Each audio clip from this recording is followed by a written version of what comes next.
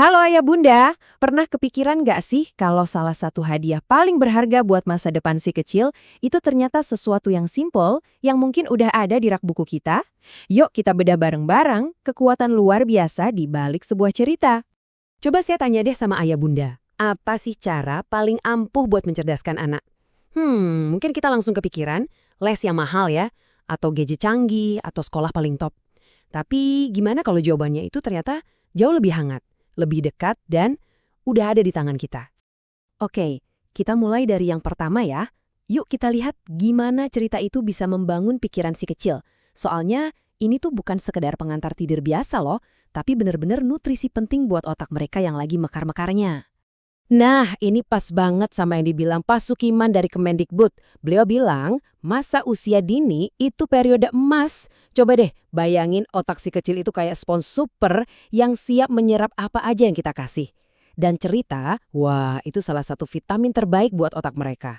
Jadi, apa sih yang sebenarnya terjadi di dalam kepala si kecil pas kita bacain cerita? Wah, banyak banget.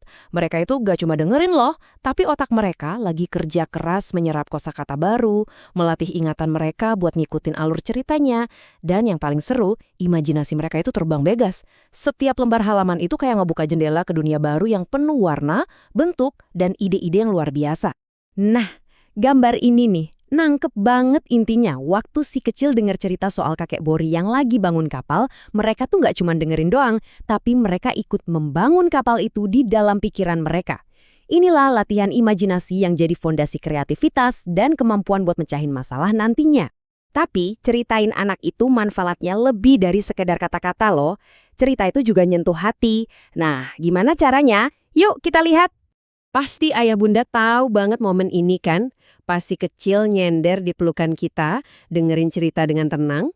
Nah, itulah yang namanya bonding. Sebuah ikatan emosional yang bikin anak ngerasa aman, diperhatiin, dan disayang. Percaya deh, ini kenangan yang bakal mereka bawa sampai besar nanti. Coba deh lihat dua gambar ini. Di satu sisi ada kegemberaan waktu mandi. Di sisi lain ada semangat membangun kapal. Nah, kira-kira apa yang bikin dua dunia ini jadi hidup?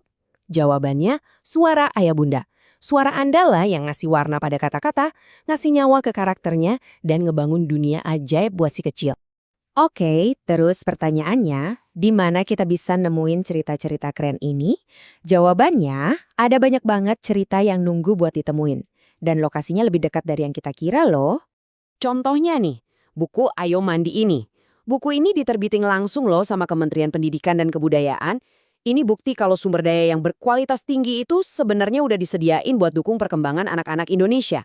Sumber cerita hebat lainnya juga bisa datang dari mana aja, bahkan dari kreativitas mahasiswa, kayak buku Kapal Kakek Bori ini. Ini jadi bukti kalau imajinasi dan cerita-cerita yang bagus itu bisa lahir dari mana saja di sekitar kita.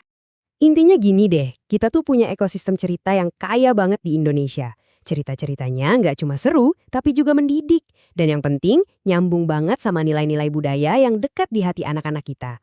Dan sekarang kita masuk ke bagian paling penting dari semuanya, yaitu peran Anda, ayah bunda. Buku itu cuma alatnya, Andalah penyihirnya. Memulainya itu gampang banget kok. Pertama, coba deh ajak si kecil milih bukunya bareng-bareng, biar dia juga semangat. Kedua, ciptain suasana yang nyaman, mungkin di sudut baca favorit.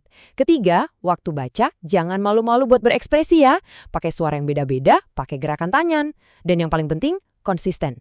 Cuma butuh 15 menit setiap hari, tapi dampaknya bisa luar biasa.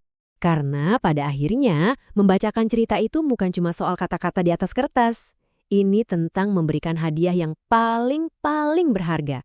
Waktu kita, perhatian penuh kita, dan cinta kita sebagai orang tua. Jadi ayah bunda, pertanyaan terakhir dari saya, kira-kira cerita apa nih yang bakal Anda bagikan sama si kecil malam ini?